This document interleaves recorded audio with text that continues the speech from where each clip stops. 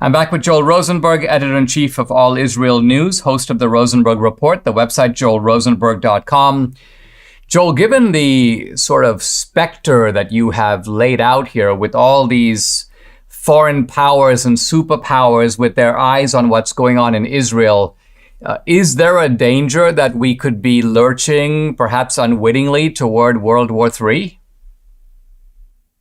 Well, you'd think that the biggest ground war in Europe would be bad enough, right, for the world to deal with. But now you've got, and you literally had Secretary of State Blinken just saying a couple of days before this all happened that the Middle East was the quietest that it's been in decades. And but what, I'm hesitant to say World War III. I'm hesitant to even make it prophetic.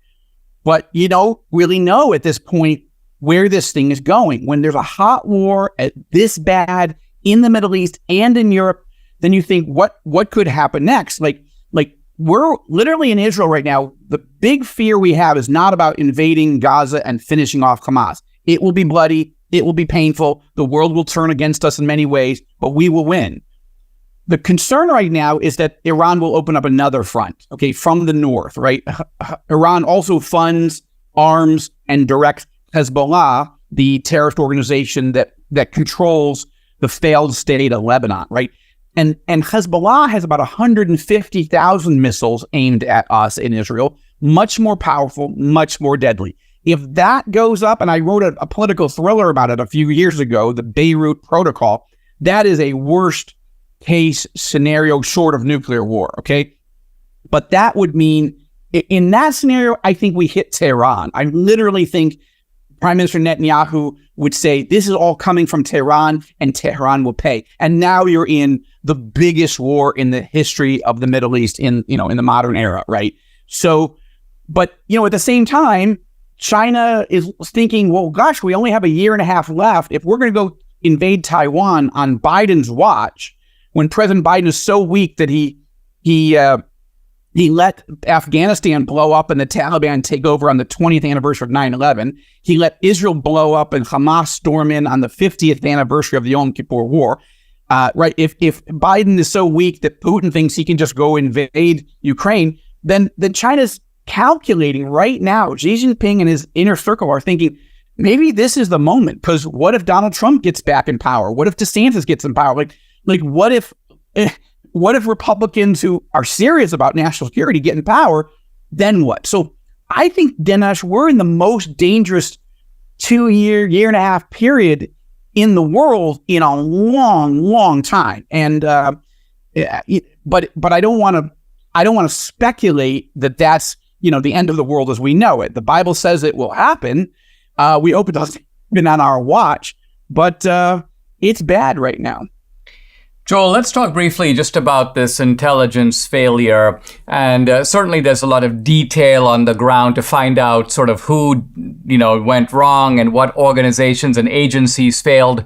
But let me ask you, do you think that the fact that Israel is, like the United States, a deeply divided society? And so, for example, there were bitter protests over Netanyahu and the reform of the Supreme Court. It seems that there's been a scorched earth campaign against Netanyahu mounted by the Israeli left. So if a society ceases to be a tribe and becomes warring factions, isn't it true that it produces this kind of vulnerability that then comes not from where you're looking for it, but really from the outside? Well, Dinesh, that's an interesting question, especially the way you phrased it. Let me look at it just briefly in a couple different pieces. First, this is the most staggering intelligence failure in the history of Israel, at least since 1973, literally 50 years ago this past weekend, when we were invaded by Egypt and Syria, and we didn't see it coming, and it almost went nuclear. Okay, that's the Yom Kippur War.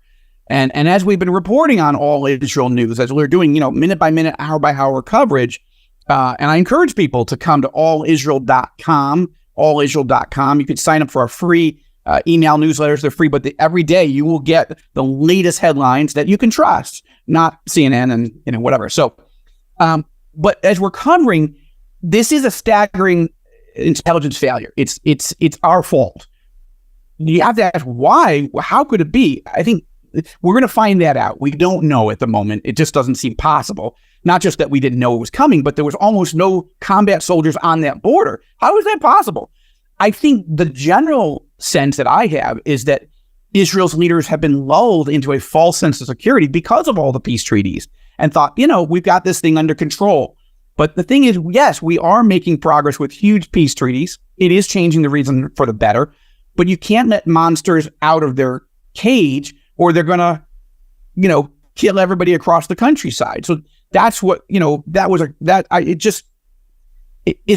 are angry, but we're bottling up that anger right now because we have to unify.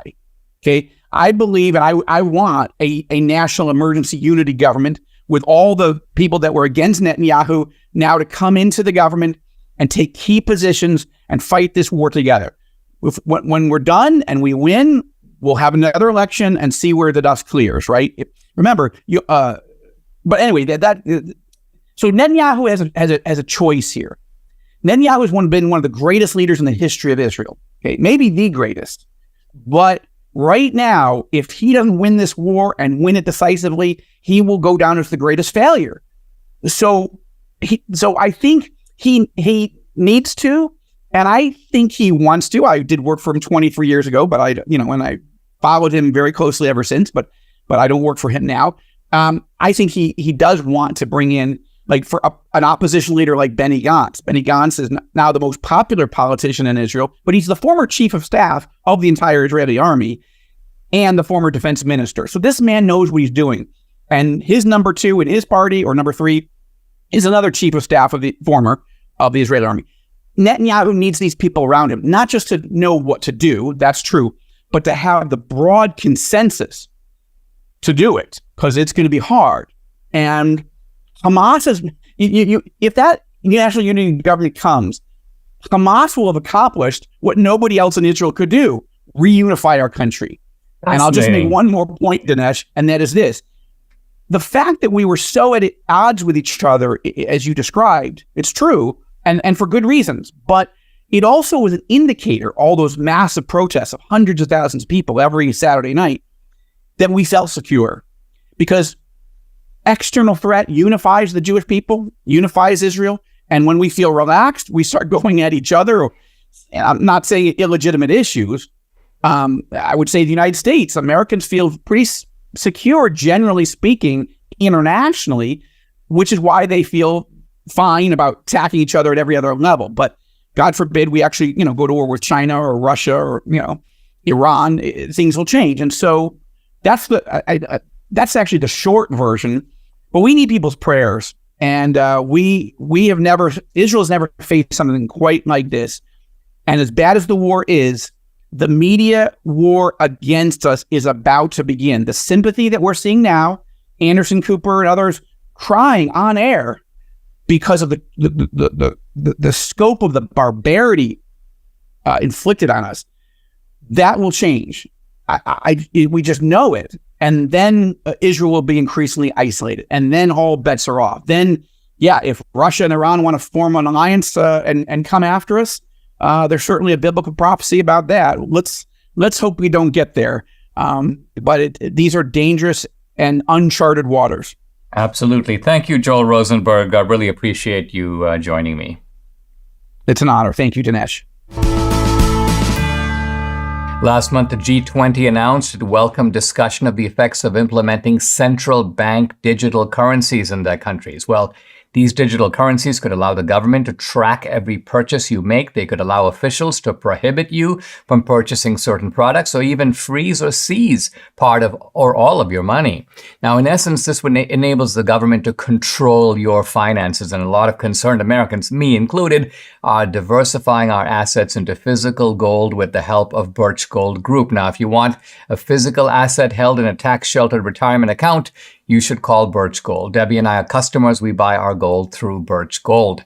Find out for yourself. Text Dinesh to 989898. They'll send you a free information kit on gold. And here's the easiest way to become a Birch Gold customer. If you have an IRA or a 401k, maybe from a previous employer, Birch Gold can help you convert it into an IRA in gold, and you don't pay a penny out of pocket. Text Dinesh to 989898, claim your free information kit on gold, then call them, because if digital currency becomes a reality, it'll be nice to have some gold to fall back on.